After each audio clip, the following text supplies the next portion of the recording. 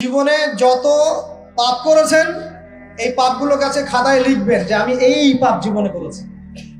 মনে করেন নিজের সাথে অনেস্ট হবেন, আয়নার সামনে দাঁড়াবেন, চোখ বন্ধ করে রাত্রেবেলা শুয়ে চিন্তা করবেন যে আমার তো বয়স হয়ে গেল 30, 40, 50, সারা জীবনে কি কি বড় বড় পাপগুলো করেছি চিন্তা করে দেখবেন আপনি খুঁজে পাবেন। আমি দোয়া করি যে আপনি খুঁজে না পান, কিন্তু পাবেন ইনশাআল্লাহ। আপনি বহু নামাজ আপনি পড়েন নাই, কাজা করেছেন, বহু রোজা আপনি রাখেন নাই, যাকাত ফরজ হয়েছে সেই কবে আপনি দেন নাই, হ্যাঁ হজ ফরজ হয়ে গেছে কবে করছেন না, করেন নাই, বোনের সম্পত্তি দেন নাই, প্রতিবেশীর সম্পত্তি মেরে খেয়েছেন।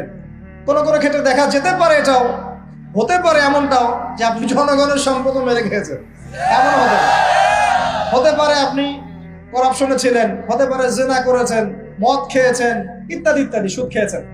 অনেস্টলি খাতায় লিখেন, লেখার পরে শেষ রাত্রে উঠে চোখের পানি ছেড়ে দিয়ে আল্লাহর কাছে 2 রাকাত নামাজ পড়ে বলেন, আল্লাহুম্মা আনতা রাব্বি লা ইলাহা ইল্লা আনতা খালাকতানি আনা আবদুক ওয়া আনা আলা আহদিক ওয়া ওয়া'দিকা মাস্তাতা'ত আউযু বিকা মিন শাররি মা সানা'ত আবু'ু লাক বিনি'মাতিকা আলাইয়া ওয়া আবু'ু বিযানবি ফাগফিরলি ফাইন্নাহু লা ইয়াগফিরু যুনুবা ইল্লা আনতা। এটা সাইয়্যিদুল ইস্তিগফার, ইস্তিগফারের সর্দার। যে ব্যক্তি সকালে পড়বে, রাত্রের আগে যদি মারা যায় জান্নাতি, রাত্রে পড়বে সকালের আগে মারা গেলে জান্নাতি।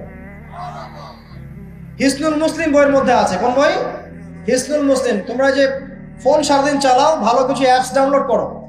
হিসনুল মুসলিম একটা অ্যাপসও আছে, ডাউনলোড করে দেখো, সব দোয়া কালামগুলো এখানে দেয়া আছে না? আচ্ছা, এটা যদি না পড়েন এতটুকু বলবেন, আস্তাগফিরুল্লাহাল্লাযী লা ইলাহা ইল্লা হুয়াল হাইয়ুল কাইয়্যুম ওয়া আতুবু ইলাইহি। চোখের পানি ছেড়ে দিয়ে পাপ থেকে তওবা করে আগে ফিরে আসতে হবে। এটা কাজ নাম্বার 1। এটা কত নম্বর কাজ? 1 নাম্বার কাজ। কারণ আমরা জানি না যে আমরা কে কতদিন বাঁচবো, জানি? কিন্তু মানুষের চলাফেরা দেখলে মনে হয় যে মানুষ জানে। হ্যাঁ, যুবকদেরকে বলবেন যে দিন শিখতে আসছো না কেন? বলবে যে শেষ বয়সে শিখবো ইনশাআল্লাহ। আর একটা কমন প্রশ্ন আছে, কমন উত্তর আছে ওদের, নামাজে আসো ভাই, প্যান্ট নষ্ট ভাই। তো তোমার বিষয়টা কি এতই দুর্বল যে প্যান্ট বারবার নষ্ট হয়ে যায়? এত দুর্বলতা থাকলে তো সমস্যা, তখন তো বৈবাহিক জীবনেও তুমি হ্যাপি হতে পারবা। আর এই দুর্বলতার কারণ কি জানো? পর্নোগ্রাফি। পর্নোগ্রাফির মধ্য দিয়ে গোপন পাপ, তাই না ভাই? এই যুগে এইসব পাপ থেকে বেঁচে থাকা খুবই ডিফিকাল্ট, খুবই ডিফিকাল্ট। কিন্তু বিশ্বাস করেন, এই কথাটা শোনেন, যদি কোনো ব্যক্তি, যুবক, স্পেশালি যুবক যার যৌবনের তাড়না আছে, এই যুবক যদি পবিত্র জীবন যাপন করতে পারে, আল্লাহ পাক ওই যুবককে দেখে অবাক হয়ে যান। এবং কেউ যদি প্রকাশ্য গোপন জেনা থেকে বেঁচে থাকতে পারে, সাক্ষাৎ মৃত্যুর হাত থেকে আল্লাহ তাকে বাঁচাতে পারে।